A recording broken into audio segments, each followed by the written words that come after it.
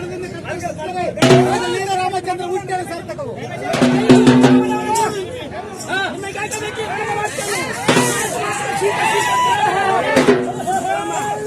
ನಿನ್ನ ಕಾಮಕದಲ್ಲಿ ಚೀತೆ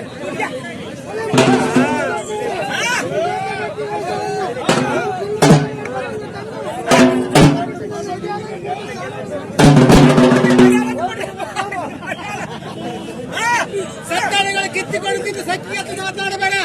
ಒಂದೊಂದು ಬಾಣದಿಂದ ಉಳಿಕೊಂಡು ಕತ್ತರಿಸ್ತೇವೆ. ಒಂದು ಮೇಲೆ ರಾಮ ಲಕ್ಷ್ಮಣ ಹುಟ್ಟಿದ